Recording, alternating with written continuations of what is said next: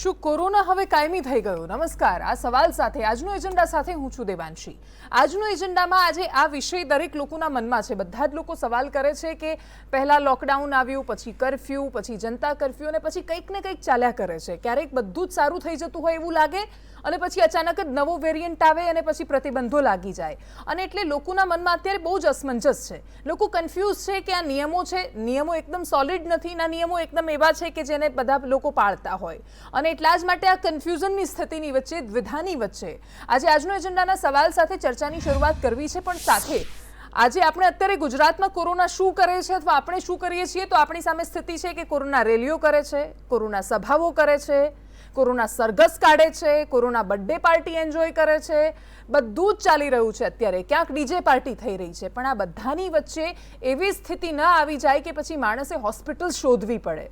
અને એટલા માટે આપણી સામે અઢળક સવાલો છે.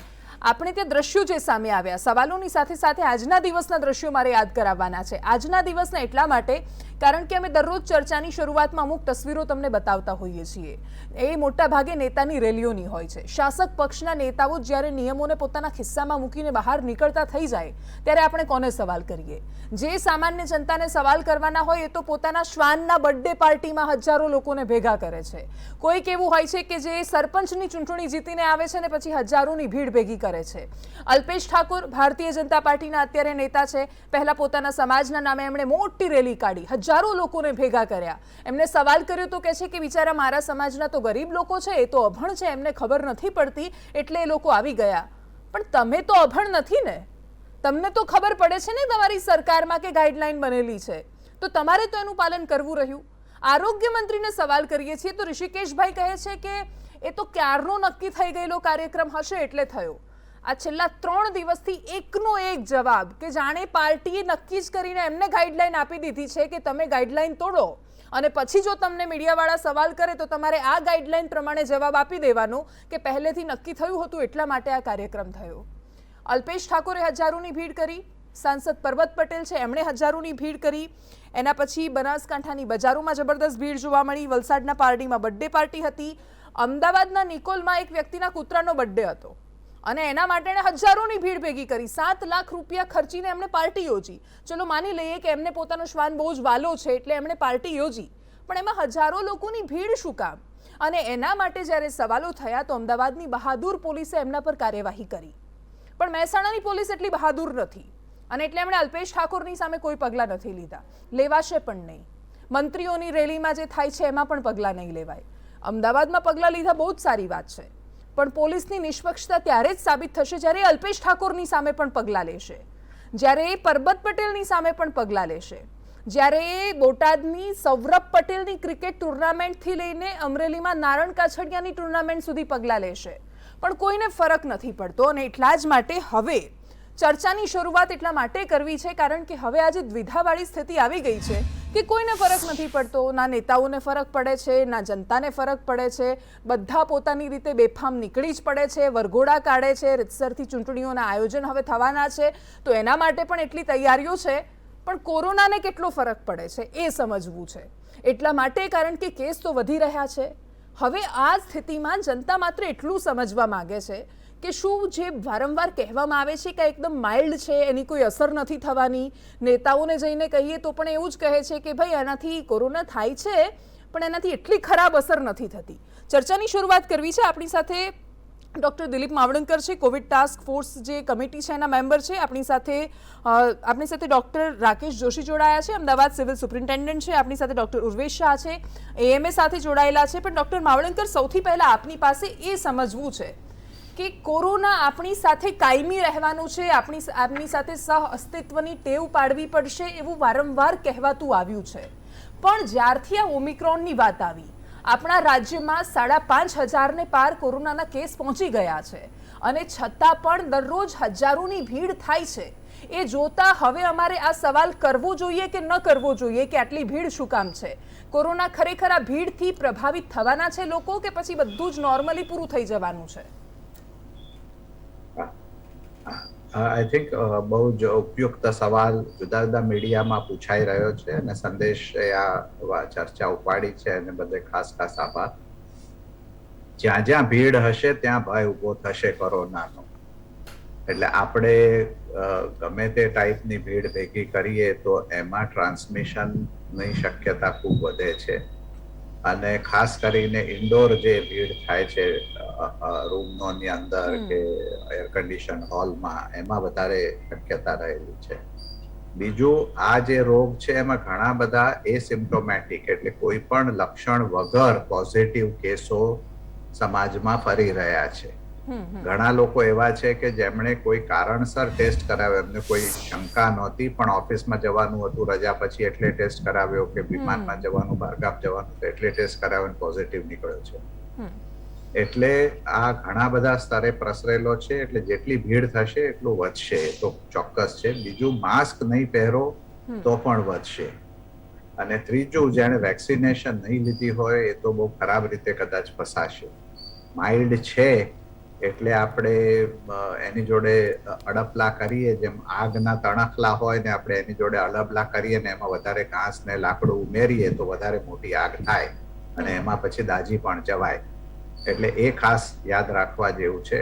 આજે સાંજના જ એક પ્રોગ્રામમાં મેં સાંભળ્યું કે મુંબઈમાં 20,000 કેસ થઈ રહ્યા છે, પણ પ્રાઇવેટ હોસ્પિટલમાં 60% બેડ ઓલરેડી ફૂલ થઈ ગયા છે. અમુક હોસ્પિટલો તો કોઈ અમારે ત્યાં એકે બેડ હવે અવેલેબલ નથી. એટલે આપણને જે લાગે છે કે માઇલ્ડ છે, અને પ્રમાણમાં પ્રમાણમાં જે આફ્રિકાના ડેટા છે, ઇંગ્લેન્ડના ડેટા છે, પણ એટલા બધા ઝડપથી આ રોગ ફેલાઈ રહ્યો છે કે જો 4-5 ગણા કેસ થાય તો આપણે પાછી ડેલ્ટા વેવ જેવી પરિસ્થિતિ ઊભી થાય. બિલકુલ. કે હોસ્પિટલો, ઓફકોર્સ આપણે ઘણી બધી હોસ્પિટલો વધારી છે, સગવડો વધારી છે. ડેલ્ટાના એના અનુભવ પરથી સરકારે ઘણું બધું ઇન્વેસ્ટમેન્ટ ઓક્સિજન પ્લાન્ટમાં એમાં કર્યું છે. એટલે આપણે એવું ઈચ્છીએ કે આવી પરિસ્થિતિ ન થાય. પણ જે રીતે કેસો વધે છે અને હજુ 3-4 અઠવાડિયે તો ચોક્કસ વધશે, તો એનો નાનો ભાગ પણ હોસ્પિટલમાં 1-2% પણ જો હોસ્પિટલમાં જવું પડે તો કદાચ ખરાબ પરિસ્થિતિ ઊભી થાય. એ સાથે બીજું પણ જોવા મળી રહ્યું છે કે ઘણા બધા ડોક્ટરો જે સેવા આપી રહ્યા છે એમને પણ સંક્રમણ થઈ રહ્યું છે, અને એમના પણ કોન્ટેક્ટ્સ ને આપણે આઇસોલેટ કરવા પડે છે. એટલે હોસ્પિટલ સ્ટાફ બી કદાચ ઘટે. અને ઇંગ્લેન્ડમાં તો એમણે નેશનલ સિક્યુરિટી ફોર્સીસને હોસ્પિટલોના અમુક કામ સંભાળવાનું કામ સોંપ્યું છે, કારણ કે હોસ્પિટલનો સ્ટાફ ઘણો બધો 10-12%, 15% હોસ્પિટલનો સ્ટાફ સંક્રમિત થયો છે. બિલકુલ. એટલે આપણે ચેતી જવાની બિલકુલ તરત જરૂર છે. પણ આપણે તે વર્ષોથી હું એક વસ્તુ આજે ઓબ્ઝર્વ કરી રહી છું, ને એ પણ આપણે કોવિડ વખતથી તો આપણે સતત જોયું કે આપણને આ પહેલી લહેર વખતે પણ દુનિયાની સ્થિતિ જોઈને બધા ચેતવતા હતા, અને ખાસ તો ડોક્ટર્સ એ વારંવાર સામે આવીને કહેતા હતા કે તમારે આ બધું કરવું જોઈએ, નહીં તો આપણે ફસાઈ જઈશું. પણ આપણે તો એકદમ બેફિકર નિશ્ચિંત રહ્યા કે ઠીક છે, પડશે એવા દેવાશે, અને પછી એવા પડ્યા કે આપણે દઈ જ ના શક્યા. એના પછી બીજી લહેર વખતે પણ એ જ હતું કે આખી દુનિયામાં ખરાબ સ્થિતિ હતી ને આપણને વારંવાર ડોક્ટર્સ આવીને કહેતા હતા કે આમ કરો તેમ કરો. આપણે ત્યારે પણ ન માન્યા.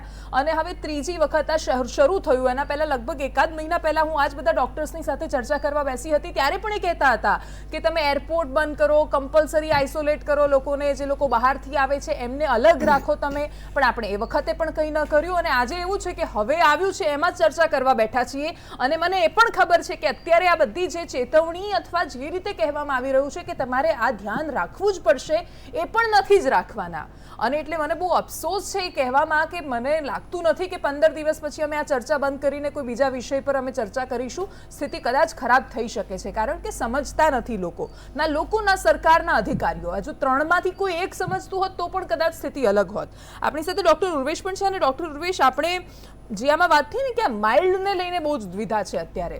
લોકો એવું માને છે કે 5-5.5 હજાર કેસ છે, બધી વાત સાચી, પણ એવું તો શરદી પણ બધાને થાય છે કે એકને શરદી થાય પછી આખી ઓફિસમાં બધાને શરદી થઈ જાય, પણ એનાથી કોઈ મરી નથી જતું. અને આ ઓમિક્રોનમાં પણ એવું છે. આપણે ત્યાં લોકો કોરોનાથી નથી ડરતા, હોસ્પિટલાઇઝેશનથી, મૃત્યુથી એ બધાથી ડરે છે. દરેક બીમારીમાં એવું હોય છે. એટલે શું કોરોનાને પણ આપણે શરદીની જેમ એકદમ લાઇટલી લઈ શકીએ કે ન લઈ શકીએ?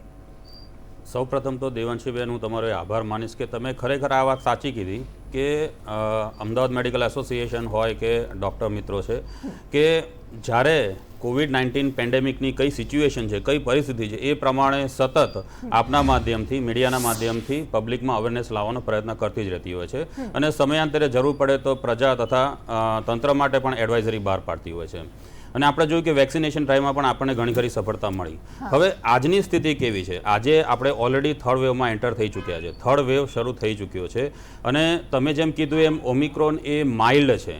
તો આવી સિચ્યુએશન્સમાં પબ્લિકે, પ્રજાએ શું ધ્યાન રાખવાનું એ આગળના તબક્કાને હું ધ્યાનમાં રાખીને થોડાક સૂચનો આપવા માંગીશ કે ઓમિક્રોન માઇલ્ડ જરૂરથી છે. હમણાં જ એક રિસેન્ટલી એક રિસર્ચ પબ્લિકેશન આવ્યું, એના ઉપરથી એટલું તારણ નીકળ્યું કે લંગને ઇન્વોલ્વ નથી કરતું, કારણ કે લંગ સેલ પર જે TMRR SS2 જે પ્રોટીન હોય છે, બરાબર, એ ઓમિક્રોન પર ઇફેક્ટ નથી કરતા અને એને કારણે ઓમિક્રોન લંગ સેલ્સને ઇન્વોલ્વ નથી કરી શકતું.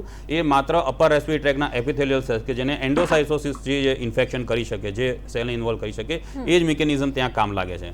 હવે વાયરસ મેક્સિમમ અપર રેસ્પિરેટરી ટ્રેકમાં રહેવાનું, એટલા માટે ચાન્સીસ એવા છે કે એ ઇઝીલી એરોઝોલાઇઝ થઈ શકે, બહાર નીકળી શકે અને એટલા માટે આજુબાજુના લોકોને સંક્રમિત કરી શકે. તો આ એક બેઝિક ઓમિક્રોન અને ડેલ્ટા જે પ્રીવિયસ વેરિયન્ટ હતો એનું બેઝિક ડિફરન્સ છે. હવે અત્યારના સમયે શું ધ્યાનમાં રાખવાનું? પહેલી વસ્તુ તો એ ભૂલી જાઓ કે આ માઇલ્ડ છે એટલા માટે એને થવા દો તો આપણે ઇમ્યુનિટી આવી જશે, તો હર્ડ ઇમ્યુનિટી આવી જશે. આ કન્સેપ્ટને આપણે ખરેખર ભૂલવાની જરૂર છે. અમુક આંકડા જ્યારે આપણે ફ્યુચરમાં પણ જોઈશું ત્યારે ખૂબ વધારે સંખ્યામાં થશે તો એની અંદર મોર્બિડિટી પણ વધારે, number of persons will be more, તો ત્યારે હોસ્પિટલ પર બર્ડન પડવાનું છે. બીજું સાથે સાથે લાસ્ટ ટાઈમ હું અહીંયા સંદેશ પર જ્યારે આવ્યો હતો ત્યારે મેં કીધું હતું કે જેટલું વધારે ટ્રાન્સમિશન થશે એટલા વધારે મલ્ટિપ્લિકેશન થઈ શકશે. જેટલું વધારે મલ્ટિપ્લિકેશન થશે એટલા વધારે એની અંદર મ્યુટેશન થવાના ચાન્સીસ છે અને એમાંથી અમુક મ્યુટેશન્સ જો એવી પ્રોપર્ટી ડેવલપ કરે કે જેનાથી એનું વિરુલન્સ રિગેન થાય. કારણ કે મેં હમણાં તમને જે મિકેનિઝમ સમજાવ્યું કે ભાઈ જે સેલ્સ છે એની TMRS જે પ્રોટીન છે એ ઓમિક્રોન ઇફેક્ટ નથી કરતી. જો એ સ્પાઇક પ્રોટીન અથવા તો RBD ની અંદર મ્યુટેશન આવે કે જે આના પર ઇફેક્ટ કરે તો ફરી લંગ ઇન્વોલ્વમેન્ટ થવાનું ચાલુ થઈ જાય. તો આવા મ્યુટેશન્સ આવી શકે અને જેથી એવો નવો VOC પણ ડેવલપ થઈ શકે, કદાચ જે ઘાતક પુરવાર થાય. અને એ ડિપેન્ડ કરે છે મલ્ટિપ્લિકેશન પર. જો મલ્ટિપ્લિકેશન વધારે થશે તો VOC થવાના ચાન્સીસ વધારે છે. જો ટ્રાન્સમિશન વધારે થશે તો મલ્ટિપ્લિકેશન વધારે થશે. એટલે ઓવરઓલ આપણે ટ્રાન્સમિશન અટકાવવું જ પડે. સાથે સાથે હું થોડીક એ પણ સૂચન આપવા માંગીશ અને ખાસ કરીને પ્રજાને કે હવે જ્યારે થર્ડ વેવ સ્ટાર્ટ થઈ ગયો છે ત્યારે સૌ પ્રથમ તો જ્યારે કોઈને પણ શરદી, ખાંસી, તાવ એવા સામાન્ય લક્ષણ પણ જણાય તો સૌથી પહેલાં પોતાની જાતને આઇસોલેટ કરી દો. ગેધરિંગમાં જવાનું ટાળો. RT-PCR રિપોર્ટ કરાવો અથવા તો એન્ટીજન રિપોર્ટ કરાવો. જો પોઝિટિવ આવે તો પેનિક થવાની જરૂર નથી. સેલ્ફ ક્વોરન્ટાઇન થાવ, પેનિક ના થાવ, યોગ્ય મેડિકલ એડવાઇસ લઈ અને મિનિમમ જે ઇન્વેસ્ટિગેશન્સ કદાચ જરૂર પડે તો આપણે CRP કે D-dimer CBC જેવા બરાબર છે, દોડાદોડ દરેકને CT સ્કેન કરાવી દો અને આપણે ચેક કરાય એવું નથી કરવાનું. સેમ ટ્રીટમેન્ટની અંદર પણ મિનિમમ ટ્રીટમેન્ટથી આ મેનેજ થઈ શકે છે. એટલે આડેધડ સ્ટીરોઇડ્સ કે સેલ્ફ મેડિકેશન્સ કે રેમડેસિવિર કે એન્ટીવાયરસ એના માટે પણ દોડાદોડી કરવાની જરૂર નથી. યોગ્ય મેડિકલ એડવાઇસ લઈ અને યોગ્ય ટ્રીટમેન્ટ કરાવો અને સેલ્ફ ક્વોરન્ટાઇન રહો.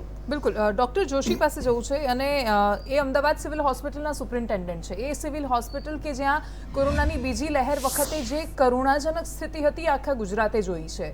એમ્બ્યુલન્સમાં ત્યાં જઈને, એમ્બ્યુલન્સની અંદર જઈને સારવાર આપવી પડતી હતી, હોસ્પિટલ્સમાં જગ્યા નહોતી અને એ વખતે આપણી માનવતાની એટલી કરુણ સ્થિતિ હતી કે લોકો જે ઉંમરવાળા પેશન્ટ હોય, જીવી ન શકે એવા હોય તો લોકો ખરેખર બહાર રાહ જોતા હતા કે ત્યાં એક બેડ ખાલી થાય તો મારો જે સગો છે અંદર જશે. આનાથી વધારે કરુણા આપણે માનવતાના ઇતિહાસમાં, એટલીસ્ટ આપણે જે સમજીએ છીએ, આપણે જે જોયો છે ઇતિહાસમાં, આપણે આ નથી જોઈ સ્થિતિ. અને એટલે ડૉક્ટર જોશી, આપણે એવા દેશમાં છીએ કે જ્યાં હજુ સુધી આટલું આપણે ગુમાવ્યું, એના પછી પણ એવી થિયરી ચાલે છે કે કોરોના જ એક ષડયંત્ર છે અને આ તો બીજી બધી વાતો છે. બીજી બાજુ લોકો એવું પણ કહેતા હોય છે કે કોરોનામાં એવું છે કે તમે ટેસ્ટ કરાવો તો જ પોઝિટિવ આવો છો, બાકી તો કોરોનાના કેસીસ બધા લોકો અહીંયા બેઠા છે એમાંથી કાં તો 10 લોકો કોરોના પોઝિટિવ હશે પણ આપણે ટેસ્ટ નથી કરાવતા એટલે આપણને ખબર નથી. એટલે આપણે જે ગંભીરતા હોય બીમારીની 3 વર્ષ પછી પણ નથી કેળવી શક્યા. એ બધાની વચ્ચે અમદાવાદ સિવિલ હોસ્પિટલની અત્યારે આટલા બધા કેસ સામે આવે છે, સૌથી વધારે અમદાવાદમાં છે, તો અત્યારે સ્થિતિ શું છે ત્યાં?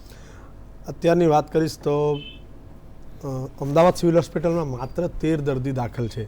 આપણે જોઈ રહ્યા છીએ કે અમદાવાદની એટલે કે ગુજરાત સ્ટેટમાં છેલ્લા 3-4 દિવસમાં સિગ્નિફિકન્ટ વધારો થયો છે કેસીસમાં. પણ હું સિવિલની વાત કરીશ તો હજુ એડમિશન રેટ આપણી પાસે કંટ્રોલમાં છે. કેસીસ વધ્યા છે, મેજોરિટી લોકો હોમ આઇસોલેશનમાં છે. તમે જેમ વાત કરી કે બીજી પીકમાં જે પરિસ્થિતિ આપણે સૌએ જોઈ છે, પરંતુ આપણે જે પોપ્યુલેશન છે, આપણા જે લોકો છે, એક ઓવર કોન્ફિડન્સમાં રહેતા હોય છે કે મને કાં તો કોરોના થઈ ગયો છે કાં તો મેં વેક્સિન લઈ લીધી છે. એટલે હું હું એવું માનું છું કે આપણે ગમે એટલી ઇન્ફ્રાસ્ટ્રક્ચર તૈયાર કરીએ, પરંતુ જો એની અંદર લોકોનો પોતાનો ઇન્વોલ્વમેન્ટ નહીં હોય, એ પોતે જો જાતે નહીં સમજે, કે આપણે સૌ જોઈએ છે દિવાળી પહેલાંની કેવી ભીડ હતી, આપણે સૌએ જોઈ છે. એ પરિસ્થિતિમાંથી હજુ માંડ આપણે જૂનમાં ઉગર્યા હતા બીજી પીકમાંથી, એ જ ટાઈમે દિવાળી સમયે, દિવાળી પછી આ બધી જ વસ્તુ આપણે જોઈ ચૂક્યા છે. એ વખતે પરિસ્થિતિ કંટ્રોલમાં હતી. અને હજુ ફરીથી કહીશ કે વેક્સિનેશનના ઇફેક્ટથી કદાચ એવું કહીશું કે આપણે ઘણા બધા કંટ્રોલમાં હજુ છીએ. અને જેમ ઉર્વેશભાઈએ કહ્યું કે જો ફેલાતો રહેશે તો વેરિયન્ટ ગમે ત્યારે બદલાઈ શકે છે. કોરોના હજુ આપણી વચ્ચે છે, કોરોના ગયો નથી. દરેકે વ્યક્તિએ એ કોરોના સાથે જીવતા શીખવું પડશે. અને એના માટેને આપણી પાસે જે લડાઈ કરવાના જે શસ્ત્રો છે એ વેક્સિનેશન અને કોવિડ એપ્રોપ્રિએટ બિહેવિયર. આપ અત્યારે પણ જુઓ છો કે બજારોમાં જે ભીડ હોય છે, માસ્ક દરેકનો નીચે લટકતો હોય ને એને એમ માને છે કે માસ્ક છે મતલબ સુરક્ષિત છું. માસ્ક કેવી રીતે પહેરે છે એનું કોઈ વેલ્યુ નથી. લોકો એટલા બધા કોન્ફિડન્સમાં, મેં બંને વેક્સિન લીધી છે અથવા આ 2 વર્ષમાં મને કોરોના નથી થયો તો હવે કેથી થશે. વેક્સિન નથી લીધી તો થવાનો છે તો થશે, લીધા પછી બી લોકોને થાય છે તો વેક્સિન લેવાનો અર્થ નથી. એટલે આવી જે ગેરમાન્યતાઓ છે, ઘણા જેમ તમે કહ્યું એમ લોકો એવું પણ માનતા હતા કે હોસ્પિટલમાં જાય ને એટલે કોરોના થઈ જાય ને લોકો મરી જાય છે, એમ કરીને હોસ્પિટલ સુધી નહોતા આવતા અને એન્ડ સ્ટેજમાં આવતા હતા. અને આ જે લાઈન આપણે જોઈ છે કેવળ એ આપણી પોતાની બેદરકારી પણ હું કહીશ કે લોકો બહુ જ ડિલે કરતા હતા. અને એક પરિસ્થિતિની અંદર બહાર એમ્બ્યુલન્સની અંદર ટ્રીટમેન્ટ આપી અને પેશન્ટોને એ 7-8 કલાક સુધી એનું જે વેઇટિંગનો પીરિયડ હતો એને આપણે સફળતાથી એને પાર પાડ્યો. એક પણ વ્યક્તિ એમ કે લાઈનમાંની ડેથ નહોતી થઈ. એટલે આ એક નોવેલ એ વખતનો એક્સપિરિયન્સ હતો. પરંતુ એ બધાની સાથે આપણે એ જ શીખવાનું છે કે કોરોના હજુ છે અને કોરોનાનો પેન્ડેમિક જ્યાં સુધી એન્ડ નથી થતો ત્યાં સુધી ગાઈડલાઇન્સને ચુસ્તપણે પાલન કરવી જ પડશે. એ કોઈ પણ વ્યક્તિ હોય, જે પ્રમાણેની ગાઈડલાઇન્સ આવે. આપણે લોકો અહીંયાની ટેવ છે, આપણે સૌએ જાણ્યું છે કે એરપોર્ટ પરથી લોકો પેરાસિટામોલ ખાઈ લે પહેલાં અને પછી નીકળી જતા હોય છે કે થર્મલ સ્ક્રીનિંગમાં કદાચ મારો ફીવર પકડાઈ જશે તો. ઘણા લોકો ટ્રાવેલ હિસ્ટ્રી કહેતા નથી કે હું અહીં થઈને આવ્યો છું. અને અત્યારે પણ જે કેસીસ છે ડેફિનેટલી માઇલ્ડ છે, પણ એ આપણું જે પોપ્યુલેશનનું લેવલ છે એમાં જો થોડાક % બી, જેમ સાહેબે કહ્યું, માળવેકર સાહેબે, કે 1% કે 2% બી એડમિશનની જરૂર પડે તો એ પરિસ્થિતિ કોઈ પણ રીતે તકલીફદાયક થઈ શકે છે. બીજી પીક જેવી પરિસ્થિતિ થઈ શકે છે. બિલકુલ. જ્યારે બહુ જ બધા કેસ આવી જાય ત્યારે આખી સિસ્ટમ તૂટી પડે છે, બધું જ કોલાપ્સ થઈ જાય છે. આપણે વર્ષોથી, અને આમ સૌથી વધારે એ વખતે સરકારી હોસ્પિટલ્સની, ગામડાઓમાં જે UHC, PHC, કોટેજ હોસ્પિટલ હોય છે, સિવિલ હોસ્પિટલ, એને વાપરવાની જરૂર પડે છે.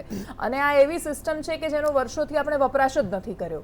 અને એટલે ત્યાંના સ્ટાફ હોય છે, ત્યાં છે ને વેન્ટિલેટર લાવીને મૂકી દીધા હતા, પણ વાપરવા માટે કોઈ નહોતું ત્યાં, કારણ કે આવડતું જ નહોતું એ લોકોને. અને એ સમય એવો હતો કે આપણને બધાને ખબર છે કે દરેક UHC, PHCમાં ત્યાં જે લોકલ સાંસદ હોય, ધારાસભ્યો હોય, વેન્ટિલેટર લઈ આપતા હતા, ઓક્સિજન લઈ આપતા હતા, પણ કોઈને લગાડતા નહોતું આવડતું. એ બહુ જ ખરાબ સમય હતો.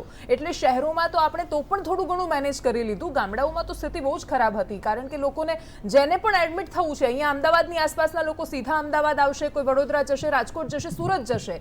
એના સિવાય 4 શહેરો પર જ્યારે બધું ભારણ આવી જાય ત્યારે આખી સિસ્ટમ તૂટી પડતી હોય છે. પણ ડૉક્ટર માવલંકર, જે કહેવું કે આપણે આની સાથે રહેતા શીખવું પડશે, આની સાથે જીવવું પડશે, બધી વાત સાચી.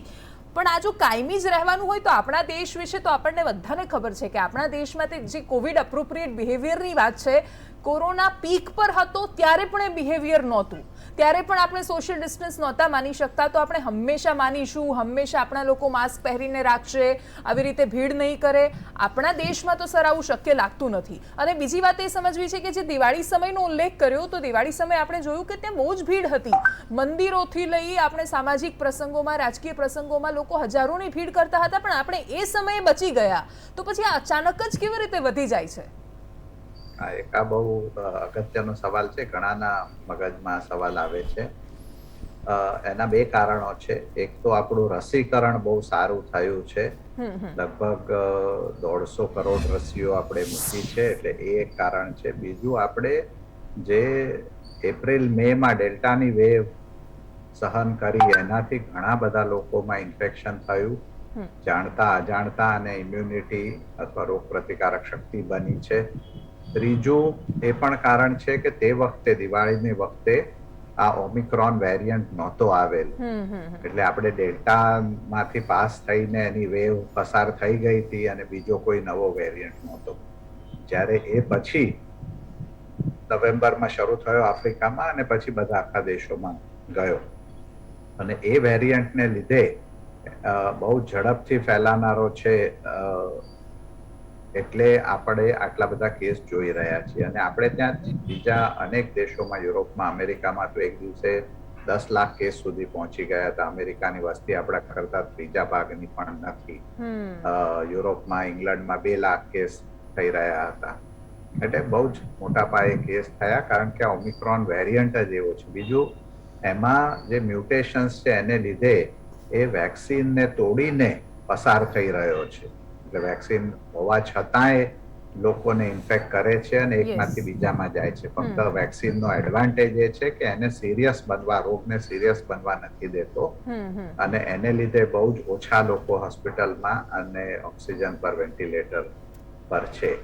અને એપિડેમિક જે આપણે કહીએ છીએ, રોગચાળો, એનું આ એક મૂળભૂત નેચરલ સાયકલ હોય છે કે એકદમ ઝડપથી વધે અને પછી મોજું, જેમ દરિયામાં મોજા આવતા હોય એમ મોજું આવે એમ નીચે જતો રહે. જેમ જેમ ઇમ્યુનિટી ડેવલપ થાય અને લોકોનો બિહેવિયર ચેન્જ થાય એટલે એ ચેન્જ થાય.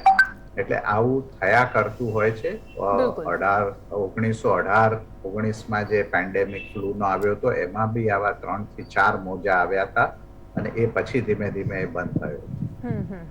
બિલકુલ. હાલ વિરામનો સમય થયો છે, પરંતુ વર્ષોની મહામારીઓનો અનુભવ છે. ડોક્ટર્સની પાસે એનું વિશ્લેષણ છે અને એ બધા પરથી બ્રેક પછી એ સમજવું છે કે આ જે મોજા આવ્યા કરે છે, પણ આપણે કયા મોજાને એવું માનીશું કે આ છેલ્લું કદાચ મોજું છે અને હવે એ મોજું નહીં આવે ને આપણા દેશની વ્યવસ્થાને નહીં તોડી દે. સોશિયલ મીડિયા પર એક મીમ ફરતું હોય છે જેમાં કહે છે કે આપણા દેશમાં જો બધા લોકો જો 6 ફૂટનું અંતર રાખવા જશે તો આપણે બધા બીજા દેશોમાં ઘૂસી જવું પડશે, કારણ કે આપણી વસ્તી જ એટલી બધી છે ને. એટલે હવે લોકો એ સમજવા માંગે છે કે કહેવાની વસ્તુ અલગ છે, બાકી આપણા દેશમાં સોશિયલ ડિસ્ટન્સ એટલું બધું શક્ય નથી. બીજું, આપણે ચૂંટણી આવી રહી છે હવે ગુજરાત રાજ્યમાં, આપણા રાજ્યની પણ વાત કરીએ. આપણને ખબર જ છે કે કેટલી ભીડ થવાની છે. બીજું, જે રીતે બ્રેકમાં ડોક્ટર સાહેબ વાત કરી રહ્યા હતા કે સ્પ્રિંગ જેવું હોય છે કે જેવા લોકોને દબાવીને રાખો, જ્યારે તબેલામાંથી છૂટ્યા હોય એમ એક સાથે લોકો પછી તૂટી પડતા હોય છે બધા પર. અને એટલે હવે આ જે મોજા ઊંચે આવે છે, નીચે જાય છે, પણ આ અંત ક્યારે થશે? આ છેલ્લું મોજું માનીએ આને આપણે? હમણાં છેલ્લે માવલંકર સાહેબે એક છેલ્લો પોઈન્ટ મૂક્યો ને, એનાથી જો આપણે આગળ જઈએ તો થોડું સમજી શકાશે કે જે સ્પેનિશ ફ્લૂ આથી એપ્રોક્સિમેટલી મોર દેન 100 યર્સ પહેલાં આવ્યો, તે વખતે આપણે ફ્લૂ વિશે જાણતા થયા. એ ઇન્ફ્લુએન્ઝા ટાઈપનો એક આરએનએ વાયરસ જ છે. આ પણ કોરોના એક આરએનએ વાયરસ છે. એની અંદર પણ આપણે જોયું કે જે એક પેન્ડેમિક આવે, એપ્રોક્સિમેટલી 3 થી 4 વર્ષ માટે એ પેન્ડેમિક રહેતો હોય છે. પછી ગ્રેજ્યુઅલી એ વાયરસ માઇલ્ડ થઈ જાય છે. ઇન્ફ્લુએન્ઝાના કેસીસ પછી એન્ડેમિક થઈ જાય છે. એ કેસીસ તો દર વર્ષે થતા જ રહેતા હોય છે, પણ એન્ડેમિક થતા હોય છે. એના હજુ માઇલ્ડ વર્ઝન ડેવલપ થતા હોય છે, જેવા કે પેરા ઇન્ફ્લુએન્ઝા વાયરસ આપણે જોયા. એની અંદર પણ એન્ટીજેનિક ડ્રિફ્ટ અને એન્ટીજેનિક શિફ્ટ કહે છે. જ્યારે એન્ટીજેનિક શિફ્ટ થાય એટલે લગભગ 20, 25, 30 વર્ષ પછી ફરી પાછો એક નવો વેરિયન્ટ આવે જે ફરી મોટો એક પેન્ડેમિક કરે. એ જ પ્રમાણે બર્ડ ફ્લૂના પેન્ડેમિક થયા અને સૌથી છેલ્લે આપણે જોયું કે સ્વાઇન ફ્લૂનો પણ પેન્ડેમિક થયો. આમાં કોરોનામાં કંઈક એના જેવું જ છે. કોરોનાનો આની પહેલાં પણ આપણે મોટો પેન્ડેમિક આવ્યો છે, પણ આટલો વર્લ્ડ વાઇડ નહોતો. પરંતુ અત્યારનો જે પેન્ડેમિક છે SARS-CoV-2, એની અંદર મ્યુટેશન પણ બહુ ફ્રીક્વન્ટ થાય છે અને ટ્રાન્સમિશન પણ વધારે થઈ રહ્યું છે. એટલે આ જો જ્યારે પેન્ડેમિક ડાઉન જશે ત્યારે થોડા કેસીસ રહેશે અને એન્ડેમિક થશે, પછી પૂરેપૂરા ચાન્સીસ છે કે ફરી પાછો નવો વેરિયન્ટ આવીને પેન્ડેમિક થઈ શકે. એટલે અત્યારના સમયમાં તો એવું દેખાઈ રહ્યું છે કે કદાચ આપણે કોરોના સામે લાંબો સમય રહેવું પડશે. એટલે કોરોનાને સાથે રાખીને જ આપણે જીવવું પડશે અને એના માટે જે જરૂરી કોવિડ એપ્રોપ્રિએટ બિહેવિયર સમય સમય જ્યારે જેટલી જરૂર પડે. હવે એવું છે કે આપણે કમ્પ્લીટ લોકડાઉન આપણને પોસાઈ શકે એમ નથી, તો જે શું જરૂરી છે શું નથી જરૂરી એટલું ધ્યાનમાં રાખીને પણ બિનજરૂરી ગેધરિંગ જો આપણે રોકીએ અને મિનિમમ આપણે તો એટલું કહીએ કે જ્યારે પણ ગેધરિંગ હોય ત્યારે માસ્ક. બિલકુલ, હા, એટલીસ્ટ માસ્ક રાખી શકીએ. સમય ઓછો છે ને એટલે ડોક્ટર માળુંકર અને ડોક્ટર જોશી પાસેથી મારે ટૂંકમાં ખાલી એટલું સમજવું છે કે હજુ કેટલો સમય કોરોના આપણી એક્ઝેક્ટલી કોઈ ના કહી શકે, પરંતુ અંદાજ જો આપણે કરવા જઈએ તો હજુ કેટલો સમય આ જ સ્થિતિમાં આપણે જીવવું પડશે? ડોક્ટર જોશી. હું તો એટલું જ કહીશ કે wish for the best and prepare for the worst. અત્યારે આપણી પાસે એવી કોઈ સિચ્યુએશન નથી કે આવતીકાલે નથી કે 1 મહિના પછી કશું જ નહીં હોય. આપણે પેનિક નથી થવાનું, આપણે સૌએ સમજદારીપૂર્વકનું વર્તન કરવાનું છે. 2 વર્ષથી કોરોના આપણી વચ્ચે છે અને આપણી પાસે જે આ શસ્ત્રો છે એનો આપણે ઉપયોગ કરવાનો છે. વેક્સિન નથી લીધી એ તાત્કાલિક લઈ લે, બીજો ડોઝ ન લીધો હોય એ પણ લઈ લે અને કોવિડ એપ્રોપ્રિએટ બિહેવનું પાલન કરે. આટલું કરશું તો વેરિયન્ટ બદલાતા રહેશે તો બી આપણે એની સામે ઊભા રહી શકીશું. બિલકુલ. ડોક્ટર માવલંકર. હા, એટલે આ એક બહુ સારો સવાલ છે. જે રીતે હમણાં વેરિયન્ટ્સ આવી રહ્યા છે એ રીતે જોઈએ અને નવો કોઈ ના આવે તો મારો એવો અંદાજ છે કે આવતા 3 મહિનામાં આ લહેર ઓછી થઈ જશે અને સામાન્ય જેવી પરિસ્થિતિ થવા માંડશે અને 5-6 મહિનામાં બિલકુલ સામાન્ય થઈ શકે. નવો વેરિયન્ટ આવે તો કંઈ કહી ન શકાય એવું છે. પણ એ સાથે સાથે હા 2-3 વસ્તુ કહું. એક તો આપણે જે દર વખતે કહીએ છીએ વેક્સિન ન લીધું હોય તો લઈ લો, બુસ્ટર લઈ લો, માસ્ક, ડબલ માસ્ક પહેરો. હવે તો હું એવું કહું છું કે સાદો માસ્ક જે આપણે પહેરીએ છીએ ઇનફ નથી, બને તો N95 માસ્ક પહેરો. બિલકુલ બીજું એ પણ થાય છે અમુક મીટિંગોમાં લોકો માસ્ક પહેરીને આવે છે પણ ચા પીરસાય છે, નાસ્તો અપાય છે એટલે માસ્ક કાઢી નાખે છે. તો એ પણ બદલો કે ચા નાસ્તો નહીં આપો મીટિંગમાં, પાણી પણ નહીં પીઓ, તો તમારે માસ્ક કન્ટિન્યુઅસ રાખશો તો ચોક્કસ એનાથી રક્ષણ મળશે. અને હવા ઉજાસ રાખો, જે રૂમમાં એર કન્ડિશન હોય એમાં બી Yes. બારી બારણા ખુલ્લા રાખો, એટલે જો કોઈ ઇન્ફેક્ટેડ માણસ અંદર હોય તો એનો વાયરસ બહાર નીકળી જઈ શકે. આવા સાદા આપણે પગલા લઈશું તો ઘણે અંશે આમાંથી આપણે બચી શકીશું. બિલકુલ બીજું એક ખાસ કહેવું છે કે વિટામિન ડી નો પણ ઘણો રોલ છે. એટલે Okay. વિટામિન ડી લેવલ તડકામાં રહીને આપણે મેન્ટેન કરી શકીએ. 1.5 કલાક તડકામાં એક્સરસાઇઝ કરીએ અથવા વિટામિન ડી ની ગોળીઓ લઈએ તો પણ આ રોગ થાય તો બી માઇલ્ડ થાય છે. બિલકુલ આપ તમામનો ખૂબ ખૂબ આભાર અમારી સાથે જોડાવા બદલ, ચર્ચામાં ભાગ લેવા બદલ. વિટામિન ડી મને યાદ છે નાના બાળકોને પણ ડૉક્ટર આપતા હોય છે, સતત 1 વર્ષ સુધી લેવાનું હોય છે, અને એટલે જ સૂર્યના કિરણનું કેટલું મહત્વ છે આપણને બધાને ખબર છે. ટૂંકમાં કોરોનાએ આપણને બેક ટુ બેઝિક્સ, આપણે જે હતા મૂળભૂત ત્યાં જવાનું શીખવ્યું છે. આપણે શીખી નથી શક્યા એ આપણું દુર્ભાગ્ય છે. અને એટલે આજે સામાન્ય જનતા અને એમના માટે હંમેશાની જેમ હું કહું છું કે જનતામાંથી તમારે નાગરિક બનવું પડશે. દરેક વખતે નેતા આમ કરે છે, નેતા તેમ કરે છે, બહાના નહીં ચાલે. આપણા પૂર્વજો કહેતા આવ્યા છે કે પહેલું સુખ તે જાતે ન રહ્યા. આપણે જાતે આપણા શરીરનું વિચારવાનું છે. એટલીસ્ટ આવા સમયમાં આપણા કૂતરાની બર્થડે પાર્ટીનું આયોજન તો ન કરીએ.